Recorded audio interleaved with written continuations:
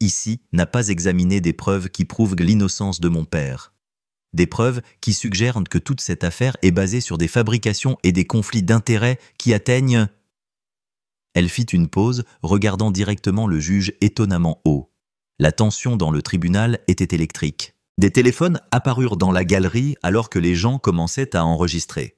Ce n'était plus une simple audience préliminaire. « Votre honneur », continua Maya, sa voix ferme, malgré son cœur qui battait la chamade. « Je demande officiellement à agir comme co-avocate pour la défense de mon père. » Les rires commencèrent avec Crawford, s'étendirent à Brewster et se répandirent dans le tribunal comme une vague. Même certains huissiers riaient sous cape. La juge Whitmore ne riait pas.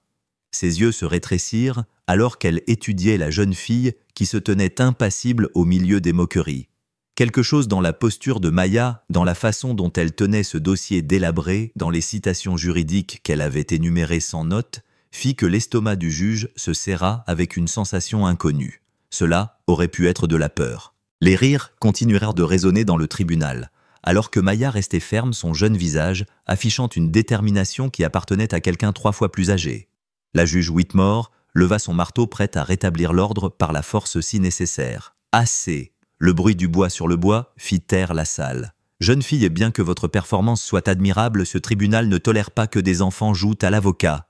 Huissier Harrison, veuillez escorter Mademoiselle Thompson dans la galerie. »« Votre honneur !» La voix de Maya résonna clairement. « J'aimerais faire référence à l'affaire State contre Caldwell, où la Cour suprême du Michigan a jugé que refuser à un accusé le choix de son avocat, quel que soit l'âge ou la certification formelle de cet avocat, viole le 6e amendement lorsque des circonstances spéciales s'appliquent. » L'huissier Harrison hésita, sa main planant près de l'épaule de Maya.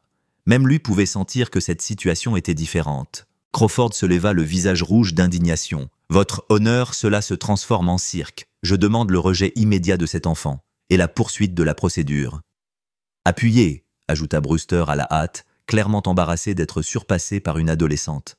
Maya ouvrit son dossier et sortit un document.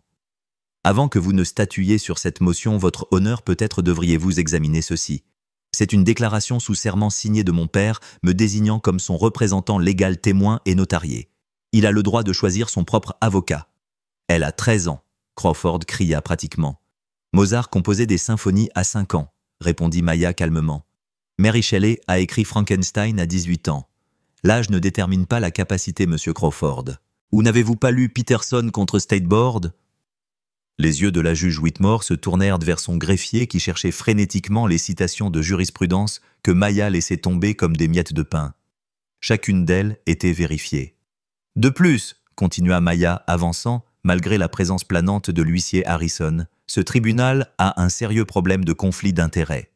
Votre honneur, vous partagez le même nom de famille que Richard Whitmore III, le plaignant dans cette affaire. Êtes-vous apparenté ?» Le visage du juge passa du rouge au blanc. Cela n'a aucune incidence. La règle d'éthique 2.11 stipule qu'un juge doit se récuser dans toute procédure dans laquelle l'impartialité du juge pourrait raisonnablement être mise en doute, y compris, mais sans s'y limiter, les cas où le juge a un parti pris ou un préjugé personnel concernant une partie ou une connaissance personnelle des faits qui sont en litige dans la procédure.